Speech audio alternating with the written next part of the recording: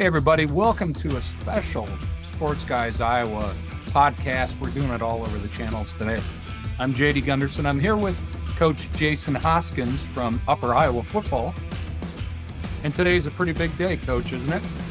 It's Christmas Day for college programs, John. So, yeah, it's pretty exciting. It's Christmas Day and it's signing day. I've already had my wife's texted me already and asked how it's going. It's a pretty important day, both for our staff, our program, and all the young men that are signing. Yeah, it was really exciting. And so far, you're posting them live. You got 34 commits as of we're recording this right after 2 o'clock. Looks like you've got 18 Iowans by my count, but you got players from all over. You know, last time we did a podcast, you really talked about that area that you go to over Chicago, Milwaukee, Southern Minnesota. You got a lot of players from the state of Iowa and what I would call the Upper Iowa Circle. Yeah, for a lot of different reasons. We want to be a tough Midwest football team, and there's a lot of built-in benefits for that. We want these kids, their families, to be able to make it as much as possible. Now, we do have a little bit of a spot that we recruit down in Texas, and we actually did take some Texas kids in this class. We want the stadium filled on Saturdays. And to do that, you got to have a lot of friends and family in the area. And there's plenty of good football just in this area. Honestly, if we keep all the best kids like we've talked about, I want to be careful what I say because we love our Illinois, Wisconsin kids everywhere. But if we kept our best Iowa kids here all the time, it would be pretty tough to beat us on a Saturday. We still try to make this home base. We still try to take care of our Iowa kids, and we recruit the heck out of the state. Yeah, Coach, you're coming off a record year, the most wins ever in the history of the program, 130 years of football. You won a bowl game. You got a D2 program that's on the rise. It's super exciting. So let's dive into your class a little bit. Looking at it, and we're going to have another pod on it tonight with the super fans. You went heavy on the O-line and the D-line. I noticed looking at the tape on a couple guys, you got a really nice young man from Decorah who also looks like he plays D-line, although he's listed O-line. So I assume some of those guys could flip back and forth. They're probably playing both ways at high school. But you went heavy on the lines. You want to start there?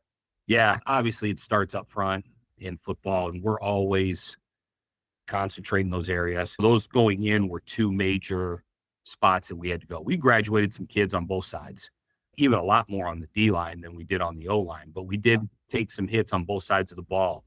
And actually with Clay Seahas, one of our top tackles that just concluded his career, started here on the D-line. So you talk about flip-flopping them, just getting good athletic bodies in your program, big ones that can go out and play. So Coach Longman, our offensive line coach, and Coach Good, our defensive line coach, went out there and did exactly what we told them to do. And all right, guys, we got to go out there and find the best big kids that we can find. I thought we did a heck of a job. The kid you're talking about from Decorah, Mason Vogt, we're looking forward to it. He is a big kid, obviously, and talented. We do like those guys that have been able to do both sides. But we, in terms of top to bottom, on both sides, it's been good. But an offensive line in my 6 years as head coach, now we've had really good offensive linemen we signed. But in totality for the entire class, this may be the best O-line class that we've brought in my 10 years as head coach. Yeah, Coach, you got, just looking at it, you got Paradowski coming in from Brookfield Central. Yep. Great size. Preston Sallow. Common name up there in that central Iowa area. There's a lot of Sallows up there. His cousins at Northern Iowa, right? You got Mason Heinrichs, who only goes 6'6", 320 from Waverly Shell Rock. We got Logan Winiger, I don't know if I'm saying that right, out of Davenport Central, 6'5", 300. You know, we'll talk about more on the pod when we really dive into the players. But, man, you went out and got some size. You got some 6'4", 6'5", some real size guys, including some 6'8" guys. You're going to be able to line up and put together a really tall and strong offensive line. Yeah, as we talk about looking at recruits, the thing we talk about is the staff, and we've stolen this from other coaches and all that, but what's an elite quality? So what do they have as an elite quality that they have? So you'll look at even some of our skill kids, one of the elite things that we needed on this team, we felt we had to increase was our team speed. Up front, yeah, you want some guys that have some size or the ability to put on some size. You want some longer kids. We were able to do that. And obviously you went through some of the Iowa kids. Colton Barlow out of Dunlap was a heavily recruited kid. Obviously, talked about Mason. Gavin Trask just down the street at Sumner Fred. And I saw him again today, and it looked like he already, I hit him on a FaceTime, and holy cow, he was already looking thick. And I told him that, I'm like, you're looking pretty good, man. Those kids, we are excited about that group. And the same thing with the D-line. Coach Good did a nice job with that group. And we got Darius Nixon from down in Cedar Rapids, Jeff. Sincere Williams, you guys have talked about him on the podcast a little bit. Yep. What an unbelievable kid, too. Just a phenomenal young man, which a lot of these guys are. Hudson Turk out of Sun Prairie. That was a good get. We were talking about it today. He's just a football player, just a football player. I think his dad played at Wisconsin, I believe. And then you had Treteris Watson at Davenport North, and he'll, if he listens to this, but that kid may have the best handshake I've ever had out of a recruit. You're going to shake his hand. You better be ready to go, because otherwise he's going to put you in the clamp for sure.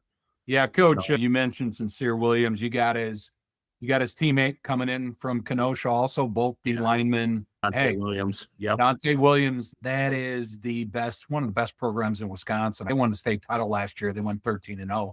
You're getting a heck of good players. You mentioned a young man out of Sun Prairie. That's real ball there in Madison. You also got a really strong young man coming in from Brookfield Central around Milwaukee. Yep. And so you got some great players there. Another player that really jumped out to me is a young man great name, Camden Hungerholt, wide receiver. Yes. I mean, he was a state player of the year in Minnesota. He's coming down to play wide receiver for you. So you went out, got a lot of skill players too. Yeah, he was Mr. Football, I believe. I'm almost positive he was Mr. Football in the state of Minnesota. And we recruited Cam out of high school. He's from Leroy.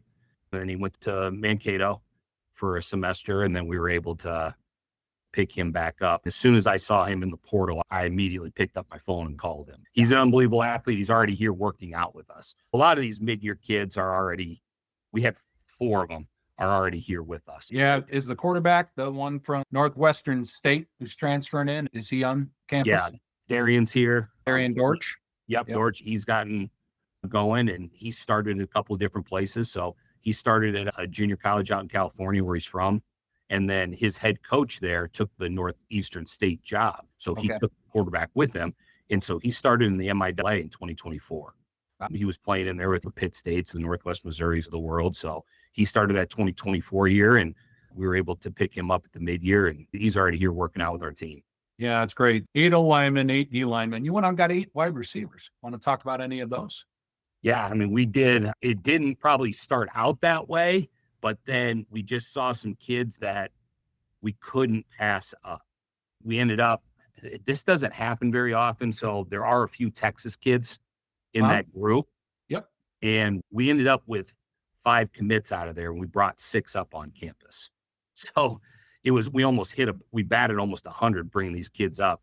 And I'll tell you what, bringing kids up from Texas now in January is not always the easiest thing. So they get off the plane, and it's a little bit cooler than what they're used to. But like I said, our staff and our kids that we have here is such a good group that those kids have a good time. Obviously, George Ziegler and Weston Bayer, we signed from down there at receiver. And then Evan Alley from Algona, who's a track star. He's got some speed to him now. Goes back to the same thing. We're trying to increase our team speed with what we're doing there. Cam Hungerholt was a kid that we brought in. Jalen Hodge was the starting kick returner at Northern Iowa last year. We were able to get him, and those 2 are already on campus right now. And then the kid that we picked up, again, as the recruiting process went on, we just stuck with this kid.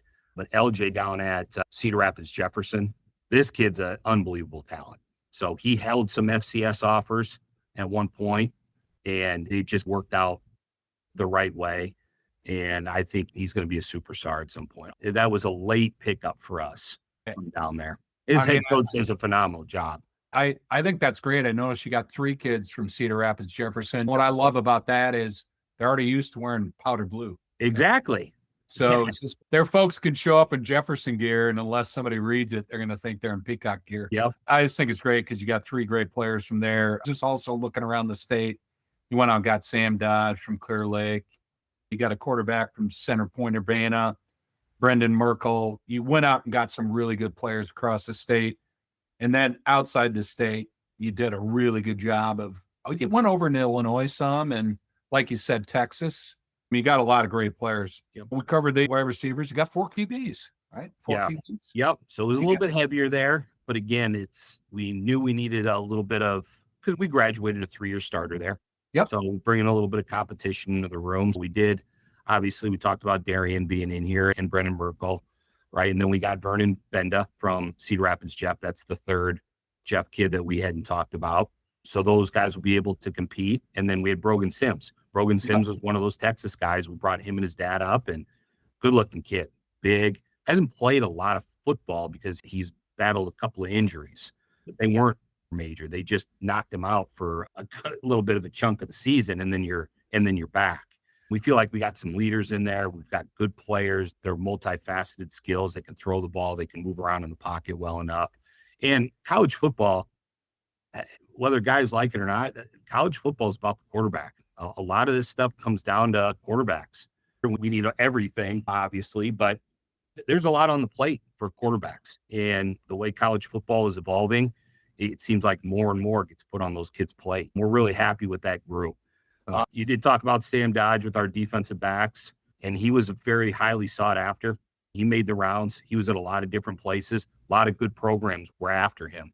We just went through the process with him again, got him to Fayette, and he liked it, and his family liked it. And he's got a great family. His dad played at Iowa. Just a really good family there. And obviously with the other DBs, I took 2 from Texas. Yeah. Christian Wilkerson, who again, we're still fighting teams off the 11th hour with him. He was still getting called yesterday. That's kind of college football, Yeah. whether you like it or not. So he was still picking up calls and bumping in offers and all that kind of stuff, even to the very last minute. But really a talented kid. And we've had a good run of safeties coming from Texas. I've got one right now that played for us as a true freshman last year. And then Isaiah Wilson will come in and be another really good DB for us. Coach, you've got clips. If you go to the Upper Iowa site, you can watch them. You Yep. just put them out there this morning. Was watching as many as I could. I got a chance before our call. I got a chance to watch Isaiah Wilson. He played a little slot, looked like on the tape, played 10 off. He could really turn his hips and go. Looks Yep. like he can really play. Maybe some slot, maybe some corner, top level talent. And as we go through and watch all the tapes, I would encourage anybody listening, go to the Upper Iowa site, go watch these kids tape. You'll be able to see a player like Isaiah Wilson just jump off the page. There's certain things, elite qualities we're looking for, and we were trying to increase. Obviously, there's certain positions you're looking for something a little bit different, but overall, we are looking for more explosion, more speed. That's what the game has come to. That was something that we really took a look at in this recruiting class. We got a couple more just to cover. You got one tight end, young man out of Janesville, Iowa, close to home. Yeah. Logan Ashbrook, 6'4", 230. Looks like from the tape he can really move. Looks Eddie Burgess graduated, right? Looks very similar to me. You want to talk about him? Yeah. Hey, if he ends up being as good as Eddie Burgess, that'd be fantastic. So I know he'll try to do it, but what I really love about the kid is he's very deliberate and on how he goes about his business. He's a wrestler. He's a multi-sport athlete, tough kid. We go in there, we're visiting, and he's got this big bruise on his cheek because he had somebody kind of cross face on him during a wrestling meet. And just a really good kid from obviously a smaller school, but we like those guys here because they just want to play football. That's all they want to do. They want to go to school. They want to play football. They want to be in a good place. Those types of kids have just thrived here at Upper Iowa. Speaking of wrestling, we had a chance to interview, our team did, Jimenez out of West Des Moines. Yep. Great young man. We did a podcast with him. He's a wrestler too. You got a lot of wrestlers coming in. Yeah. Guys are good with their hands, who know how to hand fight. And we like that, especially in certain positions. We want kids that are multi-sport athletes anyway. But once you start picking up Iowa kids, it gets a little bit more difficult to not have kids that wrestled at some point when they're Iowa kids. But it is. They know leverage. They know. And I'm not going to lie, you get out there in a wrestling mat, there's nowhere to hide. Like, you're just going to go out there and have to go. And at the end of the day, when we're looking at young men to recruit in the program, we want tough kids and we want guys that just want to go out there and compete. And you get that with the wrestlers. Yeah. And then you got one running back out of the St. Louis area. Haven't had a chance to watch his full tape yet, but looks like he's got a lot of scoot. And if you look at it, heavy on the lines, a lot of wide receivers, one running back, a fantastic class. 34 as of this moment. Could be more. And, we'll probably end up here right around 40 we may have added a guy or two in this. Like I said, it's ever evolving. I got to get with the compliance, got to sign off before we can do it, all that kind of stuff. But we're with running back, we are waiting on one more young man that, like I said, I've got his paperwork. He has just not been cleared yet. We actually have a second running back. Again, both those kids, Terrence Little's the one we have signed. He's got a lot of speed. And that's a pretty deep room for us to begin with. So we really concentrated on the rooms that, okay, we need to build a lot of depth. And some of the other positions where we were very selective on where we're at with numbers. Right now, we will have a linebacker. That's another one we're waiting on. There isn't one right now showing in the class. It just ends up working that way sometimes, just depending on what needs are, what you have for needs in the class. And coach, you've also got Dodge, who played a little linebacker. Yep. Football's evolved where a lot of times you only got one or two linebackers on the field, and they all got to be able to move, don't they? Yes, exactly. And we want to move them down closer to the ball. There's some coaches that'll tell you that. We never want to move guys farther away from the ball. You want to move them closer. You want to take DBs and make them linebackers. You want to take linebackers, make them DNs. It helps your overall athleticism when you do it that way. You start moving them back, you get less athletic. You start moving them forward, you get more athletic. That's fantastic. I think it's great. We started making notes. We're going to dive into it more over a couple more podcasts. But one thing I noticed about the offensive linemen I've been able to watch so far in the D linemen, they play with force and they plant guys, and they're probably the nicest guys off the field. But when they cross the white line, they know how to plant and play nasty and tough. Just looking at your O-line so far, I've been able to watch tape on about 5 of them. They're planting dudes, and they're physical. You look like you got a really tough physical group of young men coming in.